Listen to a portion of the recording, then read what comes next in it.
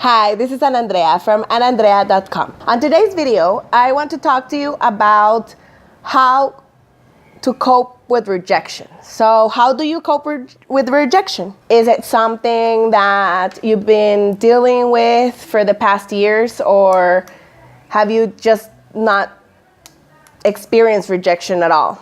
Well, I think everybody has experienced any type of rejection. And from being rejected by somebody that you have a crush on or are in love with, to somebody saying no to your business. Rejection has many forms and it makes you feel the same way though, I think. I don't know about you, but being rejected by somebody you think you love is, for me, the hardest part of rejection. Not necessarily being rejected by somebody on my business. For me personally, that doesn't affect me. I mean, not everybody is interested in being a business owner. Not everybody is interested in my company or my services. So rejection for me in business is not hard at all. But when we talk about being rejected by friends, loved ones, or somebody we think we love, that's a hard thing. I mean, it's not a good feeling. So what happens in our thoughts, in our brain, and in our heart when we feel rejected? We feel bad, right? It feels not good. Being rejected is something that hurts our feelings, and it definitely doesn't help us to keep going in life. So how do we cope with rejection? How do we cope with rejection in our business if we can't cope with rejection in our personal life, in our relationships? Well, I've come to understand while I've been growing up and been rejected for several different situations, that most of the times it's not personal. Most of the times, whoever's rejecting you says a lot more about them than it says about you. Maybe they're not ready. Maybe they don't like you. Maybe they're projecting themselves onto you. Or like, I was having a conversation with one of my closest friends, and there's this guy that, it's projecting his feelings towards somebody else on her, and he's acting like a jerk. So he feels rejected and he's projecting. So that's what happens. We can project on somebody else when we're feeling hurt and we can't move on. So what do we have to do? We have to accept that it's not us, or if it is us, because sometimes sometimes it is us that why we're being rejected. Maybe we're not projecting the correct way. Maybe we are being rude ourselves. Maybe we don't see the tone of voice that we're saying things. Like my grandma used to say to me when I was a teenager a lot, it's not what you say, it's the tone of voice on how you're saying it.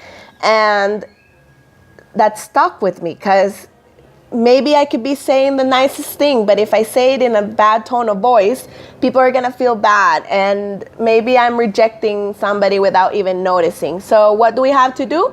Well, we have to recognize first that our feelings get hurt. We have to accept that we cannot change, or if we can change, we have to do something about it.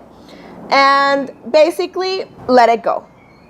Don't take it personal. In business, mostly, okay? So let's talk about business, because in relationships and all that, maybe you should need to talk to a specialist, which I'm not. So how do we cope with rejection in business? Well, first of all, don't take it personal. That's 101 in sales. I was taught this when I was selling computers for Dell.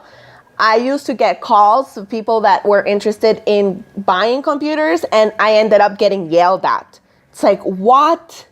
And at the beginning I used to, feel bad because I thought I was doing something wrong.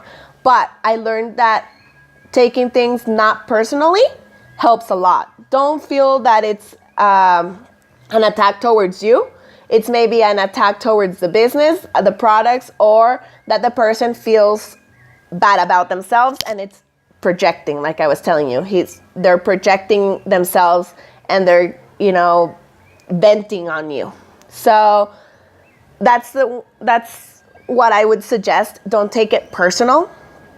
And maybe they're not ready, because what I tell people, like, they ask me, how's your business going? And I'm like, I have a lot of people asking me for the products, and I follow up, and you do the work, and you wait, and you keep giving value, and you keep giving value, and you keep working.